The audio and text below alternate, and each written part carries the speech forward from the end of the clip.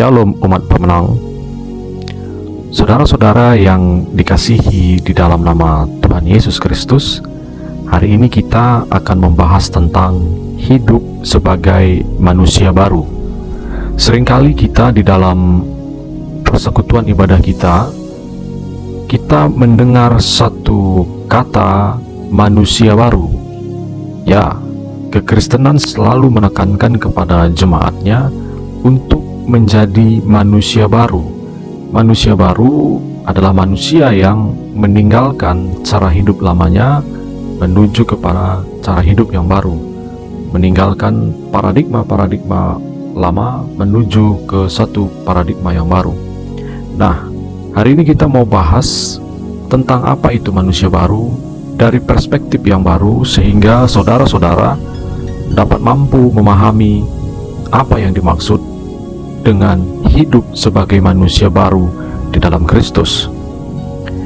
Teks yang menjadi acuan pada hari ini saya ambil dari Kolose 3 ayat 16 sampai yang ke-17. Ketika seseorang percaya kepada Yesus Kristus dan menerimanya sebagai Tuhan dan Juru Selamat, maka terjadi perubahan yang radikal di dalam hidupnya.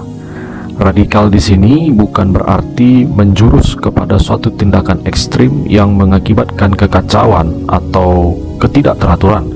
Tetapi radikal di sini adalah kehidupan yang mengakar, yang berakar sepenuhnya kepada Kristus.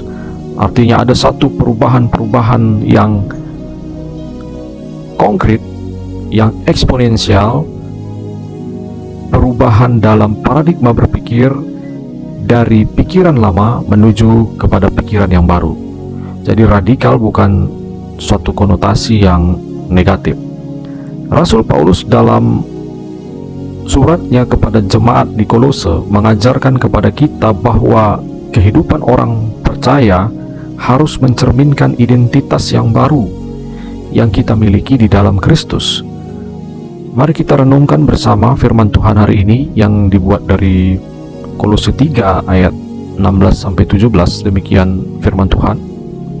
Hendaklah perkataan Kristus diam dengan segala kekayaannya di antara kamu, sehingga kamu dengan segala hikmat mengajar dan menegur seorang akan yang lain, dan sambil menyanyikan mazmur, kidung dan nyanyian rohani, kamu mengucap syukur kepada Allah di dalam hatimu.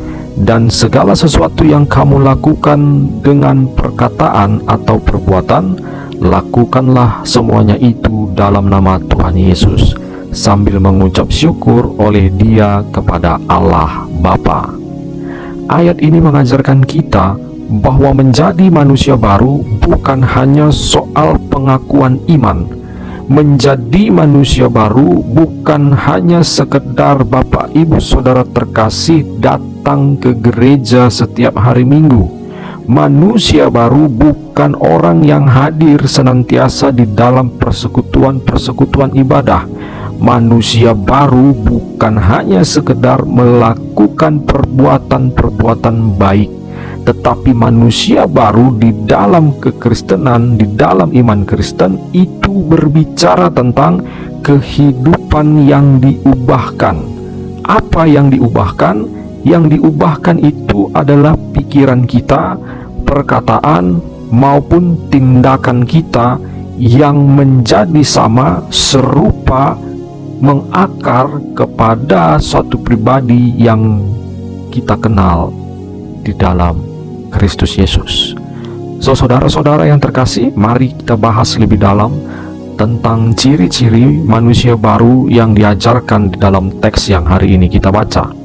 Yang pertama, ciri-ciri manusia baru di dalam Kolose 3 ayat 16a, ciri manusia baru, firman Kristus diam di dalam hati saudara. Paulus berkata, hendaklah perkataan Kristus diam dengan segala kekayaannya di antara kamu. Apa artinya ini? Ini berarti firman Tuhan harus menjadi pondasi dan panduan utama dalam hidup kita. Bayangkan seorang yang sedang menghadapi masalah keuangan. Jika firman Kristus diam di hatinya, maka dia tidak akan bertindak dengan panik atau mencari jalan pintas yang tidak benar, seperti berbohong atau korupsi.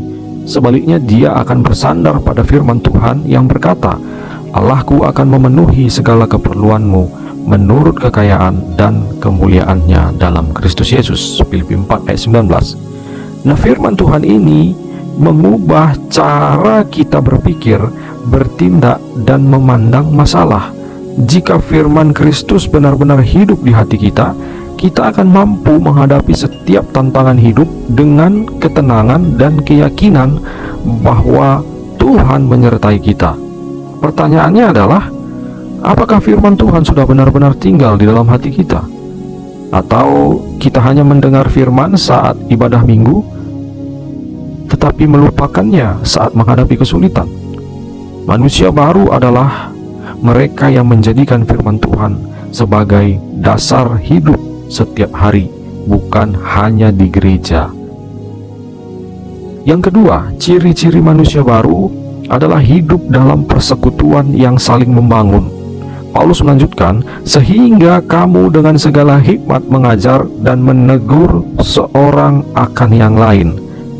Sebagai manusia baru, kita dipanggil untuk hidup dalam komunitas yang sehat, bukan saling menjatuhkan, tetapi saling membangun. Manusia baru bukan hanya hidup untuk dirinya sendiri, tetapi juga memperhatikan sesama. Kita dipanggil untuk menjadi terang dan kekuatan bagi orang lain di dalam komunitas iman kita. Namun seringkali kita cepat mengkritik daripada membangun. Kita mudah menghakimi orang lain, tetapi tidak mau menolong. Sebagai manusia baru, kita harus meneladani Kristus yang penuh kasih dan kesabaran dalam menuntun orang lain ke jalan yang benar. Yang ketiga, ciri manusia baru, hati yang dipenuhi penyembahan dan ucapan syukur. Paulus berkata, "Dan sambil menyanyikan mazmur, kidung, dan nyanyian rohani, kamu mengucap syukur kepada Allah di dalam hatimu." Manusia baru adalah orang yang hidup dalam ucapan syukur, bukan karena keadaan selalu baik, tetapi karena dia tahu bahwa Tuhan memegang kendali atas hidupnya. Hati yang dipenuhi ucapan syukur akan menghasilkan hidup yang penuh damai. Ketika kita berfokus pada kebaikan Tuhan, kita tidak akan mudah putus asa.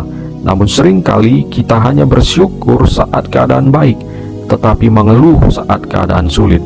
Sebagai manusia baru, kita dipanggil untuk tetap bersyukur di segala keadaan, karena kita tahu bahwa Allah turut bekerja dalam segala sesuatu untuk mendatangkan kebaikan. Yang keempat, ciri manusia baru, melakukan segala sesuatu dalam nama Yesus.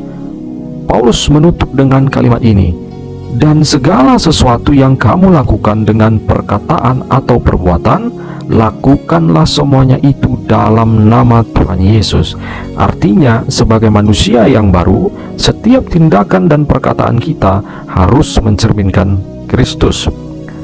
Hidup sebagai manusia baru berarti menempatkan Yesus sebagai pusat dalam setiap keputusan dan tindakan kita. Kita tidak lagi hidup untuk diri sendiri, tetapi untuk Kristus yang telah menyelamatkan kita. Pertanyaannya, bagaimana dengan pekerjaan kita, pelayanan kita, dan hubungan kita? Apakah semuanya mencerminkan Kristus, atau kita masih hidup untuk kepentingan diri sendiri? Manusia baru berarti hidup untuk memuliakan nama Yesus, bukan untuk diri sendiri. So, saudara-saudara, kesimpulannya adalah hidup sebagai manusia baru berarti menjadikan firman Kristus sebagai dasar hidup, saling membangun dan menegur dengan kasih dan hikmat, hidup dalam ucapan syukur di segala keadaan, dan melakukan segala sesuatu dalam nama Yesus. Tuhan Yesus telah memberi kita identitas baru di dalam Kristus, maka sekarang tugas kita adalah hidup dalam identitas baru itu, bukan sekedar tahu, tetapi benar-benar menghidupi kebenaran itu.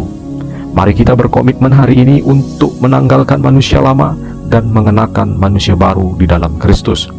Biarlah setiap perkataan, pikiran, dan tindakan kita mencerminkan kemuliaan Kristus di dalam hidup kita. Tuhan Yesus memberkati. God bless you.